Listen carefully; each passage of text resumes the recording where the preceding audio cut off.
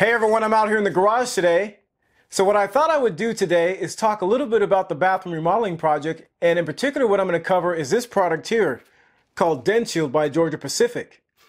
So stay tuned.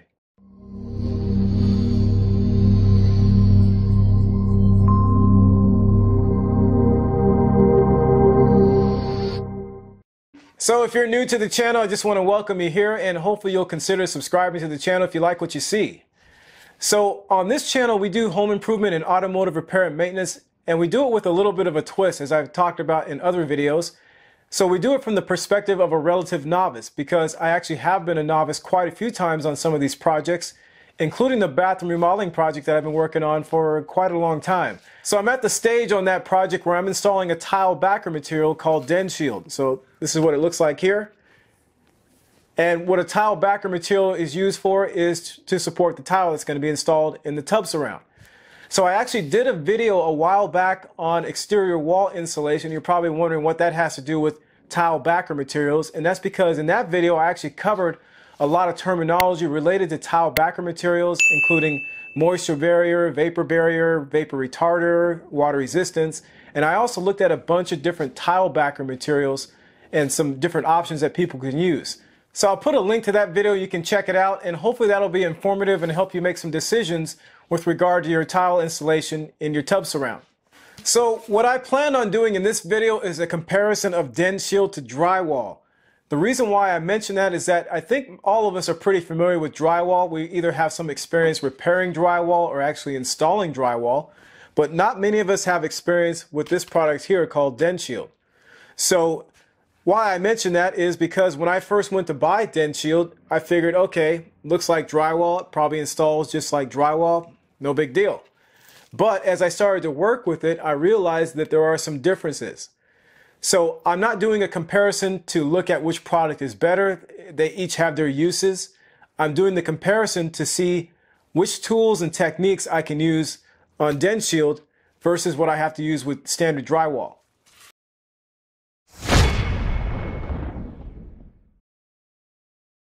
So let's take a look at drywall first of all. So this is a standard 5/8 inch Type X drywall. So it's got the paper backing, it's got the gypsum core, and then it's got the paper front. Pretty simple product. I think all of us have seen this. We've all probably worked with it at some point. So no surprises there. Very simple product. Now this is DensShield.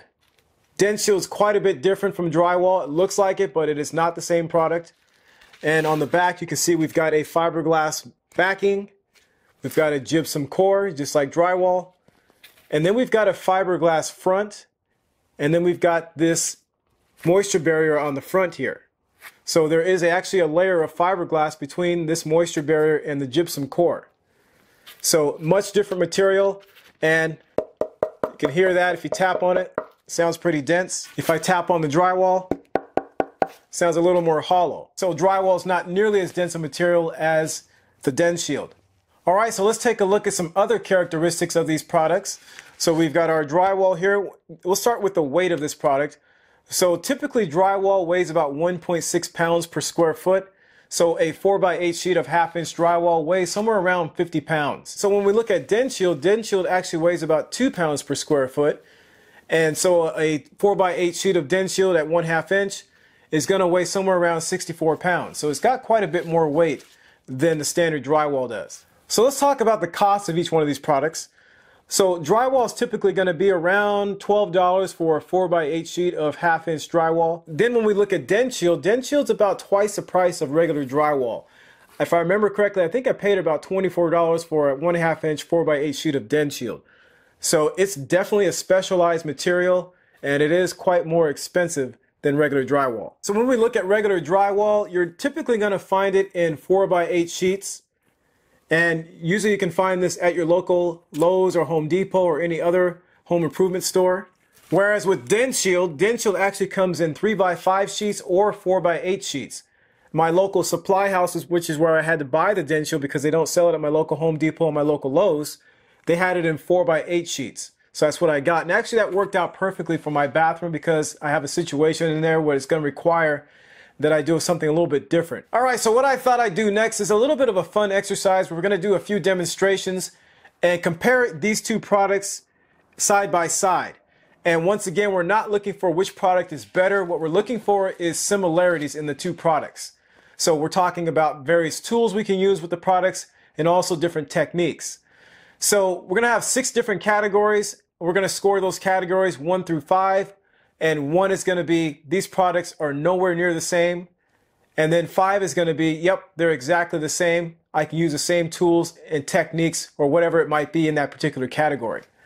So let's get into it.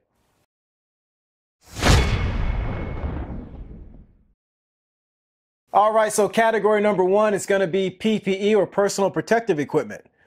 So as I've talked about a lot on this channel, safety is first in my opinion. That's the first consideration on any project that I do. I want to make sure that I'm safe and make sure that the people around me are safe. So we're going to start with drywall first. And what I usually wear when I'm working on drywall, I always wear one of these masks. This is an N95 mask.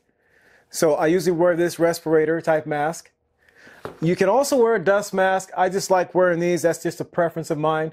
Then I would say the next thing is wearing goggles so I can protect my eyes so I don't get any sort of dust or debris in my eyes. So the last personal protective equipment item that I wear is gloves. And in this case, I like to wear leather palm gloves.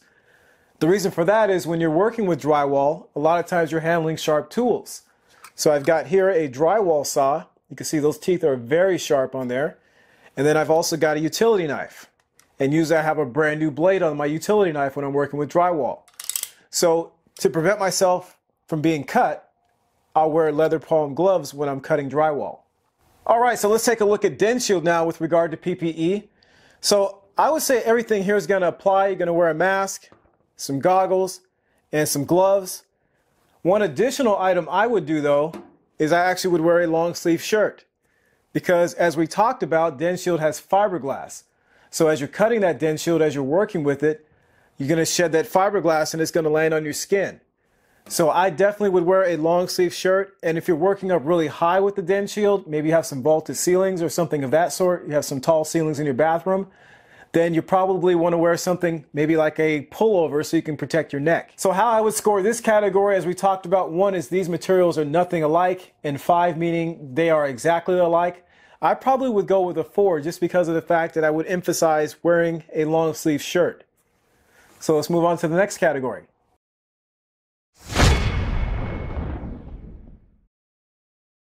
All right, so the next category is a score and snap test. So you get your DensShield or your drywall home and you're ready to install it. Most times you're going to score it and snap it. So what I'm going to do here, I've got my T-square ready to go. Typical device you would use when you're scoring and snapping drywall. And I've got a utility knife with a sharp blade. So we're going to go ahead and cut the drywall, score it and snap it just like we normally would, and then we'll compare that to the DensShield. So usually I run this utility knife a couple times across the drywall. Okay, so now that I've scored the drywall, I'm going to go ahead and snap it. Like that. Okay. And then I'll just cut the back side using my utility knife.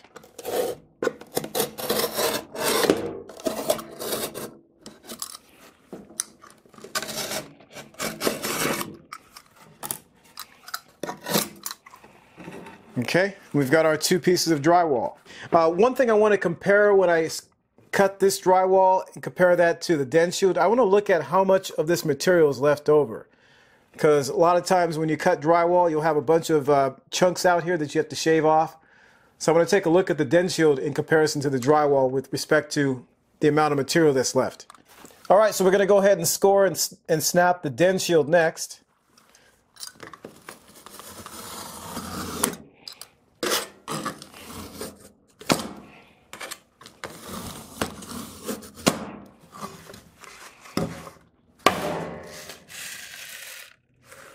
All right, so pretty clean there. You can see. Very, very clean cut there. So I'm going to go ahead and cut the back side, finish it off.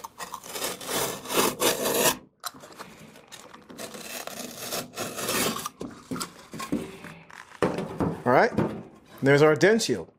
All right, so in the score and snap category, I'm going to give that a 5 out of 5. I think both these materials cut very much the same when it comes to scoring and snapping the materials.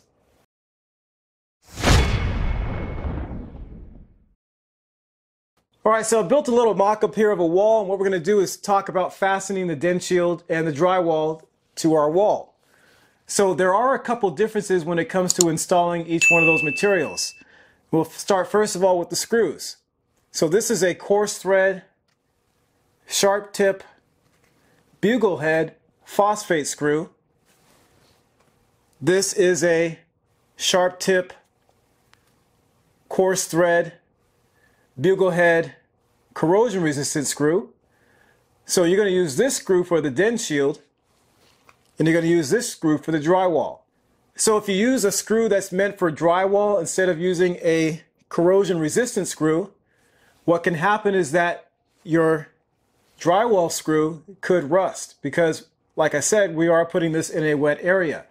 And if it rusts, it'll probably show through your grout. So I would definitely use a corrosion resistant or coated screw when you're installing DensShield. All right, so I'm going to go ahead and install the drywall first using our bugle head, coarse thread, phosphate screws.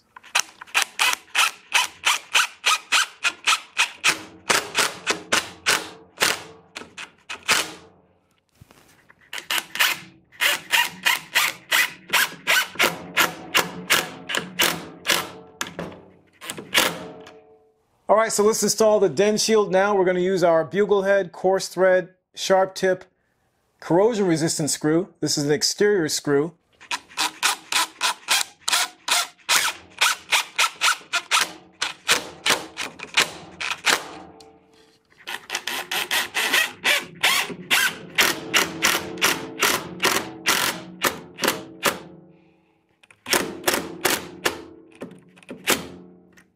All right, so I'm going to give you a little bit of a close-up here of each one of these screws. You can look at this one here.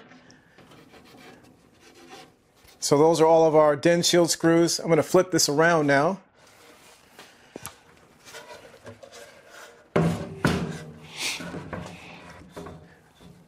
And there's our drywall screws. So hopefully you're picking up the difference that I see here. And that difference is that on the drywall side, the screws are partly countersunk below the paper.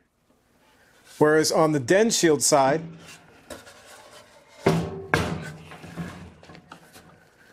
the screws are installed at the same level of the moisture barrier. So the head of the screw is not countersunk. So that's one thing they recommend when you install DensShield, that you do not countersink the screws, that you install them at the same level as the moisture barrier. All right, so to wrap up this category, I'm going to give the score a 3 out of 5. I would say the materials are similar in this category, but I think the emphasis on making sure that your screws for the DensShield are corrosion resistant and also that you don't countersink those, I think that's very important. So again, 3 out of 5.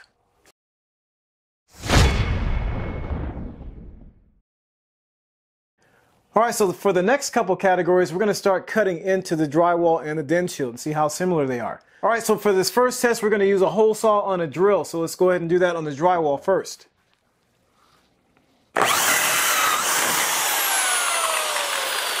Okay, so that was pretty quick and easy. Let's go ahead and try that on the DensShield next.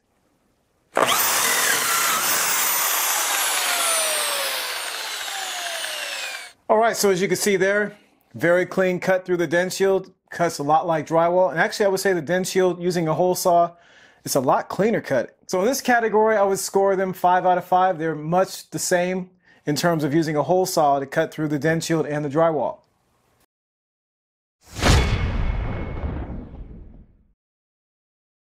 All right, so in this next category, what we're going to do is cut the circle out using a drywall saw.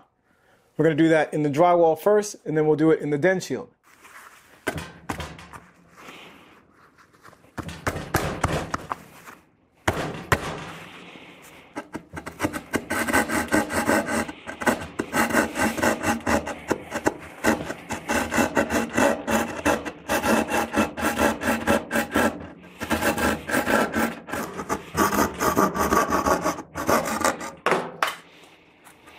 All right, so a little bit of raggedy a cut there. I wasn't holding it very well.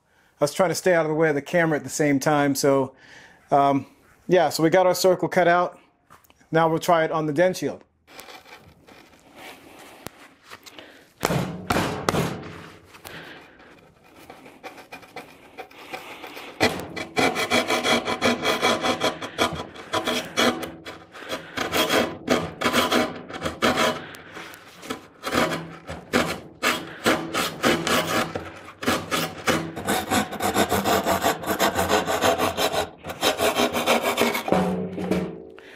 Alright, so we got the hole cut out in the DensShield, and you probably noticed that initially it took a little bit of time to get through the DensShield, and then I was able to cut it out pretty much like regular drywall. So I would say in this category, they're very similar. I would give this a 4 out of 5. Alright, so the last category is one that I'm actually not going to do on camera because it involves using the RotoZip. And the RotoZip makes a big mess, and I've got a lot of stuff out here in the garage right now. I don't want to get all that stuff all dusty with drywall dust, so I'm going to skip that one. I'll just say that's probably about a 4 out of 5. They're very similar in my experience so far. I haven't had a whole lot of experience with DensShield and the RotoZip, but I would say at this point, based on my current experience, about a 4 out of 5. And I'll throw in a little bonus category here too, and that would be priming and painting drywall versus priming and painting DensShield. So you actually can paint DensShield. What you have to do is dilute some joint compound and then skim coat the DensShield, and then you can put a primer and a paint over top of it. So that's something I'm going to have to do in the bathroom. There's one area where I'm going to have to skim coat the DensShield, then I can prime and paint it. So I'll talk through that when we get to that point. I think I actually covered that a little bit in another video too. So our overall score was 25, and if you divide that up by the 6 categories, you get 4.2 as our average score. So basically what that means is that DensShield and drywall are very similar in how you work with them and the tools and materials you can use with DensShield and drywall. Alright, so there you have it. There's a comparison of DensShield and drywall, and again, we were not comparing them for the purposes of finding out which one is better. They have different purposes. That was totally not what we're going after. What we're going after is what kinds of tools and techniques are similar between the two products, that we can, take the knowledge we might have in installing drywall and apply that to installing DensShield. So hopefully this information was helpful. Now I got to go clean up my garage. Now I got drywall dust everywhere. So thanks for watching. See links in the description below. Comment, like, share, and subscribe to the channel. And don't forget to check us out on social media. And thanks for watching.